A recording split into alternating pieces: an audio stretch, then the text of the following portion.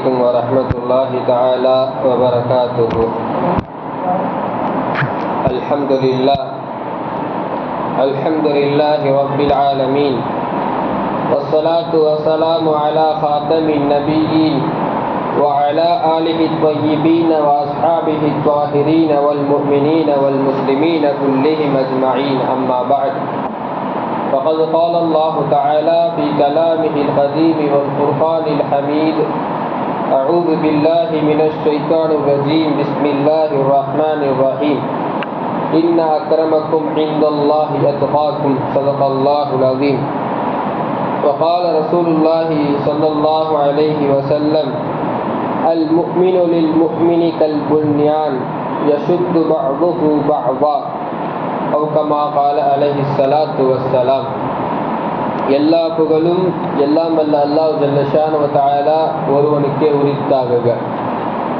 ஸலாத்தும் ஸலாமும் நம் உயிரினும் மேலான முஹம்மது ரசூலுல்லாஹ் ஸல்லல்லாஹு அலைஹி வஸல்லம் அன்னவர்களின் மீதும் அன்னவர்களின் குடும்பத்தினர்கள், சத்திய சஹாபாக்கள், தாபிஈன்கள், தபஅ தாபிஈன்கள், அஹ்தாபுகள், ஷுஹதாக்கள், சாலிஹீன்கள், அவுலியாக்கள், குறிப்பாக இந்த ஜும்மாவுடைய நன்னாளிலே நம் அனைவரின் மீதும் உண்டாவதாக.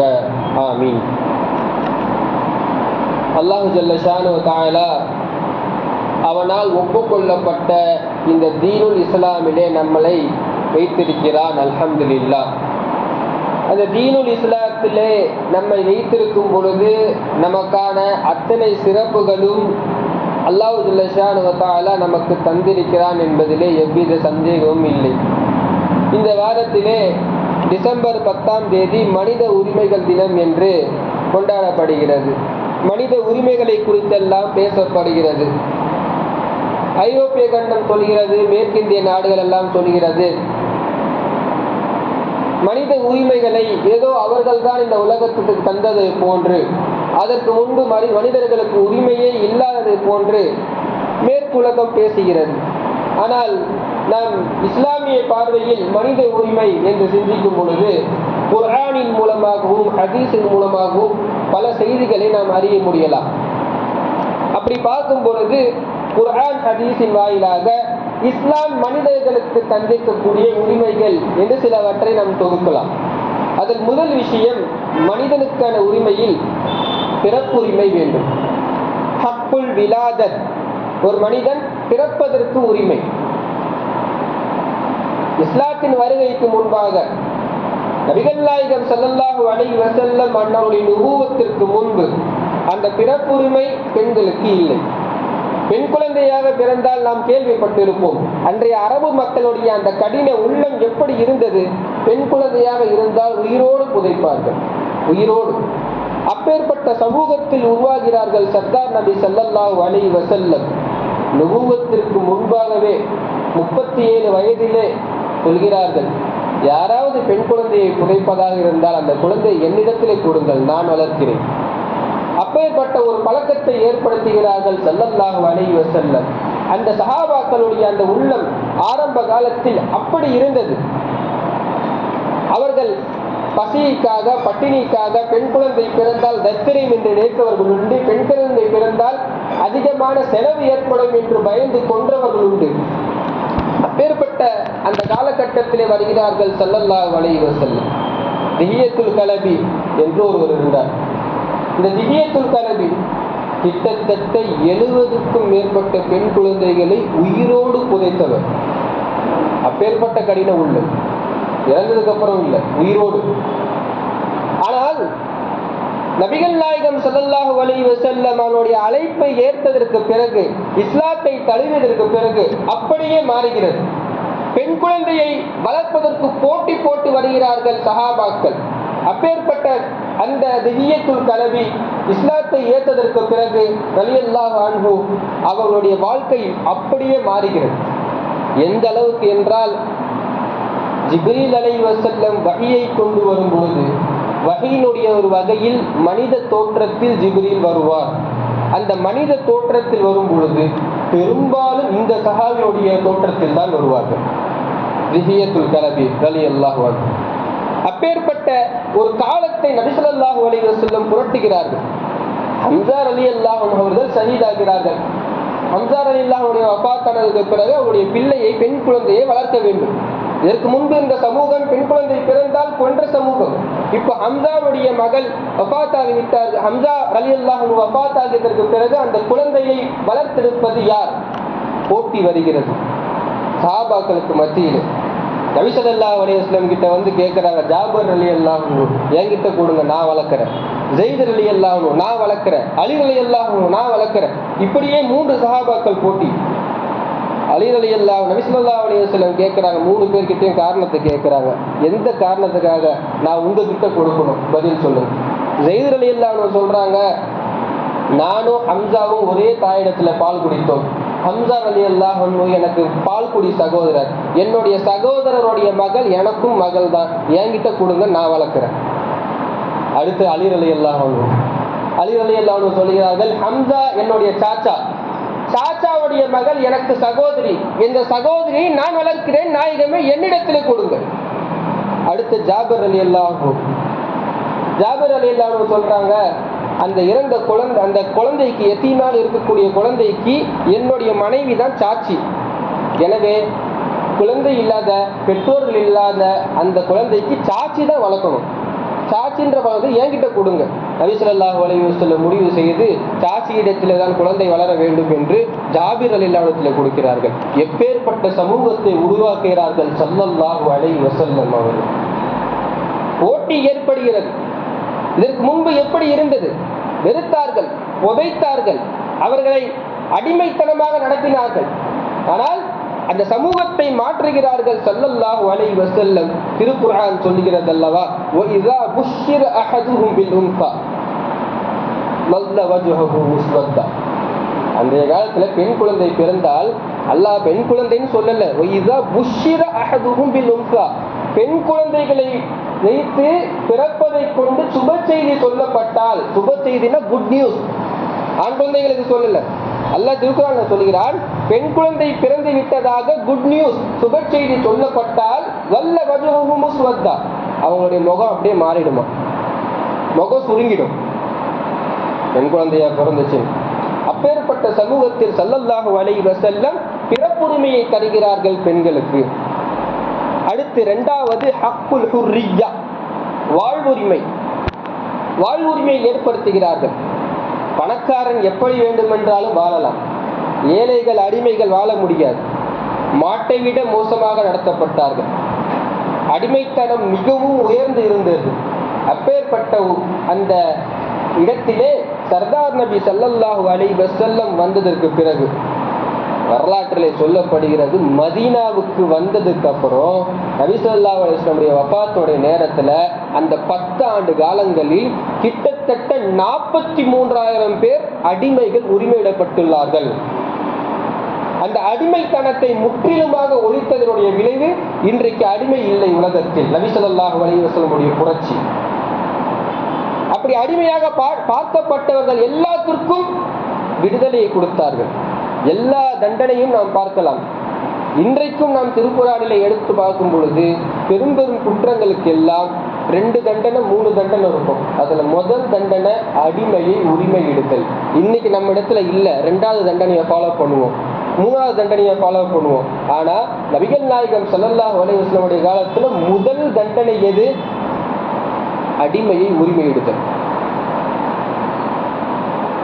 ஹஜ்ரத் அபூபக்கர் சித்தீக் ரலியல்லாஹு அன்ஹு எத்தனை பேரை அடிமைகளை உரிமை எடுத்திருக்கிறார்கள்.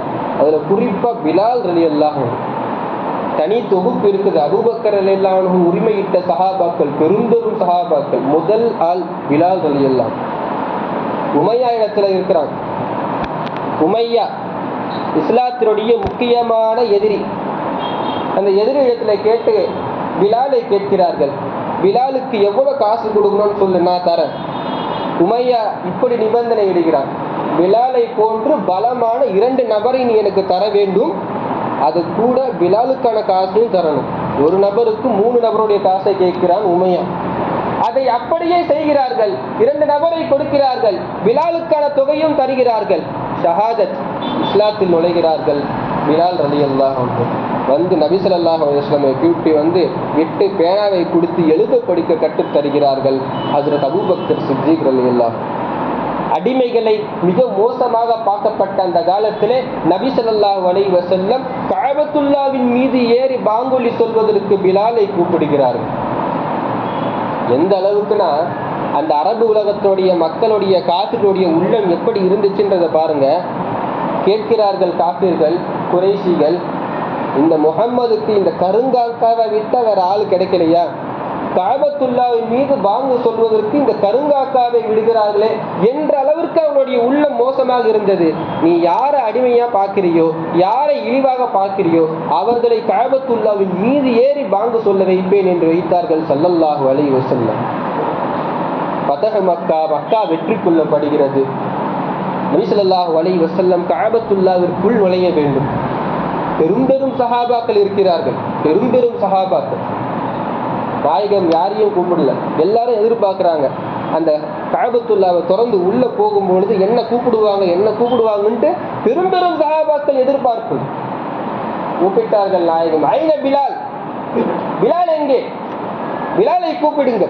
பிலால் ரலியல்லாஹு அன்ஹு வைத்து நபி ஸல்லல்லாஹு அலைஹி வஸல்லம் கஅபத்துல்லாவிற்குள் நுழைகிறார்கள். யாரை நீங்கள் இழிவாக பார்க்கிறீர்களோ, யாரை நீங்கள் கருப்பிட அடிமையாக பார்க்கிறீர்களோ, கஅபத்துல்லாவை திறப்பதற்கு பிலாலை அழைத்தார்கள் ஸல்லல்லாஹு அலைஹி வஸல்லம் அவர்கள்.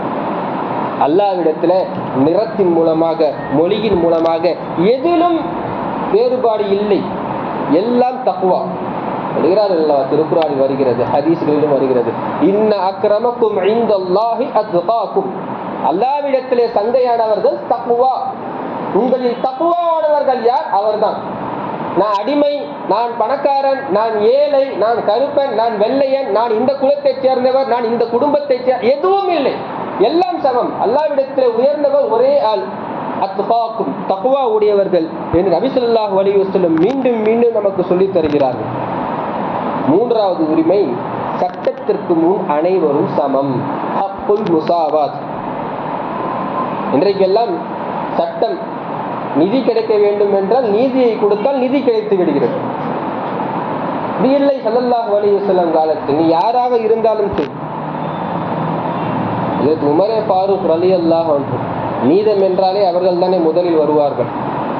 உமரே ஃபாரூக் ரலியல்லாஹு அன்ஹுடைய காலத்துல ஒரு பெரிய அரசர் ஜிபில்லான்னு சொல்லி வேற ஊருக்கார், வேறு நாட்டுடைய அரசர் கஅபத்துல்லாவிற்கு வருகிறார் தவாப் செய்வதற்கு. வந்துட்டு இருக்கும் போது அவருடைய தவாப் செய்து கொண்டிருக்கும் பொழுது அவருடைய துண்டு கீழே விழுந்துருச்சு. பின்னாடி வந்துட்டு இருந்த வேற ஒரு கிராமப்புற அரபி தெரியாம அதை மிதிச்சிடுறார். துண்டு கீழே விழவும் அரசருடைய துண்டை தெரியாமல் மிதித்து விடுகிறார் கிராமப்புற சஹாபி. உடனே பலார்னு ஒரு அறை, நான் ஒரு அரசன், என்னுடைய துண்டை நீ மிதிக்கிறியா? எல்லா கூட்டத்திற்கு முன்னும் அவர் அறைந்து விட்டார். உடனே அந்த கிராமப்புற அரபி, அந்த மனிதர் ஹஜ்ரத் உமரே ஃபாரூக் ரலியல்லாஹு அன்ஹு இடத்தில் செல்கிறார்கள். சென்று விஷயத்தை சொன்னார். உமர் ரலியல்லாஹு அன்ஹு சொல்றாங்க, அவரை கூட்டிட்டு வாங்க, ஜிபில்லாவை இங்கே கூட்டிட்டு வாங்க. ஜிபில்லா வரார். வந்து சொல்றார், நான் ஒரு அரசன், அரசனை நீங்கள் அழைத்து வருவீர்களே என்று அவர் கேட்க. நீ அரசன்றதெல்லாம் உன்னுடைய ஊர்ல, இங்க கஅபத்துல்லாவுக்குள்ள வந்ததுக்கு அப்புறம் அரசன் எல்லாம் ஒண்ணும் இல்லை, அரசன் பாமரன் எல்லாரும் ஒன்று. கூப்பிட்டு அழைத்து விட்டார்கள். அப்போ அந்த அடி வாங்கின அந்த நபர் சொல்றாரு, என்னை எல்லாருக்கும் முன்னாடி அரைஞ்சிட்டாரு. உமர் ஃபாரூக் ரலியல்லாஹு அன்ஹு இப்படி தீர்ப்பு தருகிறார்கள், எல்லாருக்கும் முன்னாடி ஒன்று அரைஞ்சாருல, நாளைக்கு தவாப்பு போகும்போது நீ எல்லாருக்கும் முன்னாடியும் நீ அவரை அறையணும். இது தீர்ப்பு. அந்த ஜிபில்லா என்ன பண்ணாரு, நைட்டோட நைட்டா ஊரை விட்டு ஓடிட்டார்.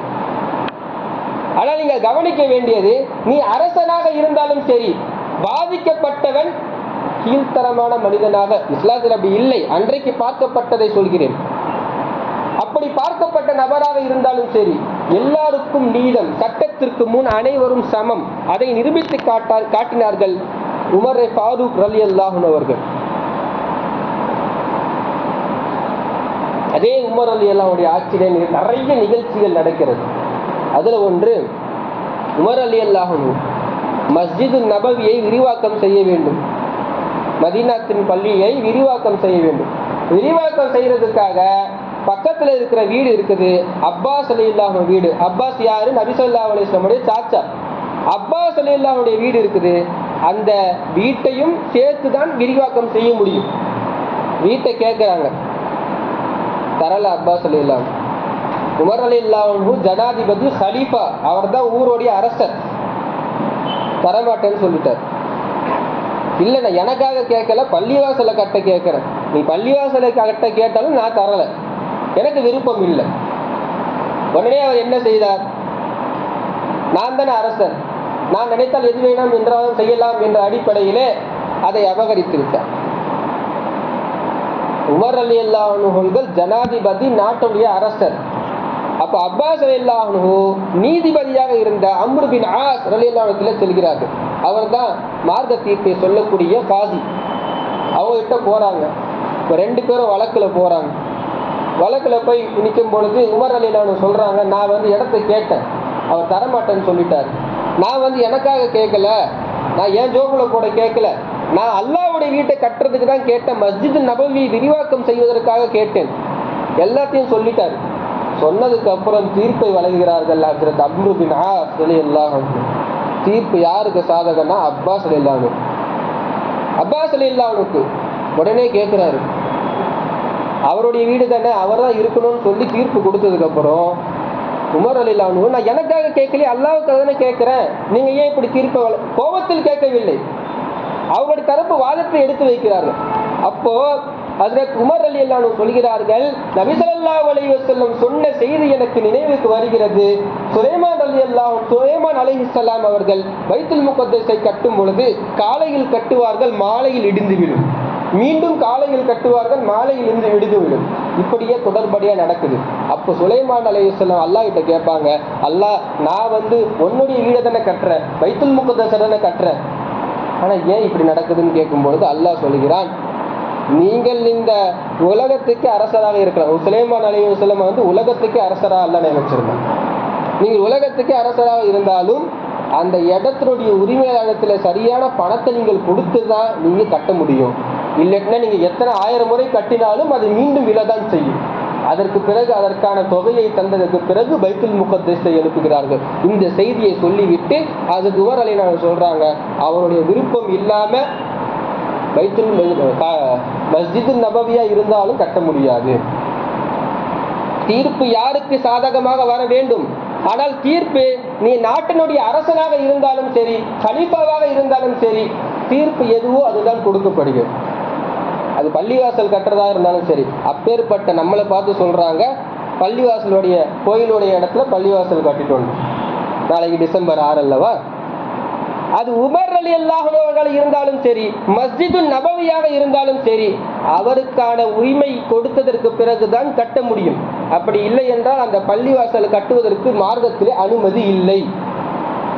அப்பேற்பட்ட சமுதாயத்தை ஸல்லல்லாஹு அலைஹி வஸல்லம் உருவாக்குகிறார்கள். இப்படி ஒவ்வொரு உரிமையாக பார்க்கும் பொழுது கருத்துரிமை. இன்றைக்கு நம்மால் கருத்து சொல்ல முடியாது. இன்றைக்கு நாம் இங்கு அமர்ந்து கொண்டு அரசுக்கு நாம் கருத்து சொல்லலாமா? முடியாது. அந்த உரிமையை நபி ஸல்லல்லாஹு அலைஹி வஸல்லம் தருகிறார்கள். யார் வேண்டும் என்றாலும் மஷூராவை தரலாம். ஒரு பெண், அந்த பெண்ணுடைய மஷூராவை வைத்துதான் ஹுதைபியா உடன்படிக்கை நடைபெறுகிறது. பெண்ணுடைய மஷூராவை கேட்டார்கள், அடிமைகளுடைய மஷூராவை கேட்டார்கள், எல்லாரிடத்திலும் ஆலோசித்தார்கள் ஸல்லல்லாஹு அலைஹி வஸல்லம் அவர்கள். ஆட்சியில் இருக்கக்கூடியவர்கள் தவறு செய்தால் கேள்வி கேட்கக்கூடிய அந்த தைரியத்தை தந்தார்கள். கருத்துரிமை யார் வேண்டும் என்றாலும் சொல்லலாம். உமர் ரலியல்லாஹு அன்ஹு ஒரு பேர், நிறைய பேர் சொல்றாங்க, பெண்கள்லாம் ரொம்ப அதிகமா மகர் வாங்குறாங்க, எங்களால மகர் கொடுக்க முடியல, ரொம்ப அதிகமா கேட்கறாங்க, ஏதாச்சும் கொஞ்சம் சட்டம் போடும். உமர் ரலியல்லாஹு அன்ஹு பார்த்தாங்க, பார்த்து ஒரு குறிப்பிட்ட தொகையை நிர்ணயம் செய்தார். இது வரைக்கும் மகரை கேட்கலாம், இதுக்கு மேல நீங்க கேட்கக்கூடாதுன்னு சட்டத்தை போட்டு விட்டார்கள். குத்துபாவில ஜும்மாவில போட்டதுக்கு அப்புறம் வீட்டுக்கு வராங்க ஒரு கிழவி, வயதான அம்மா. உமர் ரலியல்லாஹு அன்ஹு கிட்ட போய் கேட்கறாங்க, ஆட்சியாளர் கலீஃபா கிட்ட போயிட்டு, உமரே நீங்க எப்ப அல்லாஹ் வானீங்க? கேட்ட கேள்வி எப்படி? உமரே நீங்க எப்ப அல்லாஹ் வானீங்க? அவர் ஒரு மாதிரி திகச்சிட்டாரு, என்னம்மா இப்படி கேட்குறீங்க? அல்லாஹ் தெளிவா குர்ஆன்ல சொல்லிட்டான், மகரை ஒரு பாலத்தின் அளவு, பொற்குவியல் அளவு கொடுத்தாலும் அதை நீங்கள் திரும்ப பெறக்கூடாது. அல்லாஹ் திருக்குர்ஆனில் சொல்கிறான், நீங்கள் அதை தாண்டி ஒரு சட்டத்தை இயற்றுகிறீர்கள், குறிப்பிட்ட அளவுதான் மகரை வாங்க வேண்டும் என்று சொல்கிறீர்கள். நீங்க எப்ப அல்லாஹ்வானீங்க? கேட்ட கேள்வியில அதிர்ந்து போனார்கள் உமர் ரலியல்லாஹு அன்ஹு. அடுத்த வக்தில் பள்ளிவாசலுக்கு போயிட்டு அந்த சட்டத்தை வாபஸ் பெறுகிறார்கள். அந்த கருத்துரிமையை பெருமானார் ஸல்லல்லாஹு அலைஹி வஸல்லம் தருகிறார்கள். ஆட்சியில் இருந்தாலும் சரி, தவறு செய்யும் பொழுது சுட்டி காட்டலாம். ஒரு போரினுடைய கனிமத்தாக எல்லாருக்கும் துணி கிடைக்கிறது. அந்த துணியை பல சஹாபாக்கள் அணிந்திருக்கிறார்கள். எல்லாருக்கும் ஒரு குறிப்பிட்ட அளவு கொடுத்திருப்பாங்க, சரிசமமான அளவு. உமர் ரலியல்லாஹு அன்ஹு மட்டும் கொஞ்சம் பெருசா துணியை போட்டிருக்கிறார். ஒருத்தர் பார்த்துட்டு நீங்க அரசராக இருக்கிறோம், ஆனா நீங்க மட்டும் இவ்வளவு அதிகமா துணியை போட்டிருக்கீங்க, எல்லாருக்கும் ஒரே அளவு தானே அல்லாஹ் பங்கு கொடுத்திருக்கிறான். கோவப்படவில்லை.